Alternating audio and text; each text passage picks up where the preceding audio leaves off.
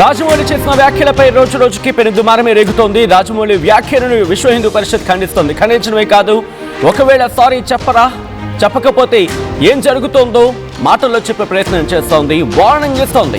ఇందుకే ఆ వార్నింగ్ ఏంటి, ఏముంది దాంట్లో, దానికి సంబంధించిన డీటెయిల్ బ్రేకింగ్ చూద్దాం. It is on the screens of RTV.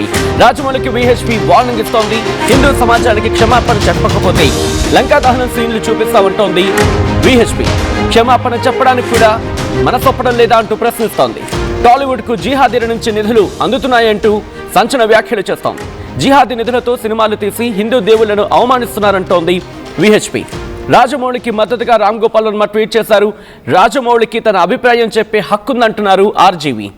Gangster cinema తీయాలంటే గ్యాంగ్స్టర్ అవ్వాలా అంటూ ప్రశ్నిస్తున్నారు ఆయన. నాస్తికుడైతే దేవుడి సినిమాలు తీయకూడదా అంటూ ప్రశ్నిస్తున్నారు RGV. రాజ్యాంగం ప్రకారం నాస్తికుడిగా ఉండడం నేరం కాదంటున్నారు RGV.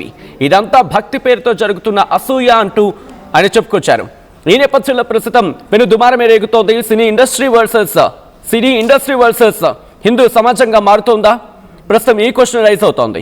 ఎందుకంటే RGV కావచ్చు, కొంతమంది ఇప్పటికీ రాజమౌళికి మద్దతుగా మాట్లాడుతున్న సందర్భంలో సినిమా ఇండస్ట్రీ వర్సెస్ హిందూ సంఘాలుగా ఇప్పుడు మారబోతుందా ఇష్యూ అని క్వశ్చన్ ఇక్కడ సోషల్ మీడియా వేదికగా రైజ్ అవుతుందంటే అర్థం చేసుకోవచ్చు. ఎందుకంటే సినిమా ఇండస్ట్రీ పూర్తి స్థాయి అక్కడ ఖండిస్తున్న పరిస్థితి ఇక్కడ కనిపించడం లేదు.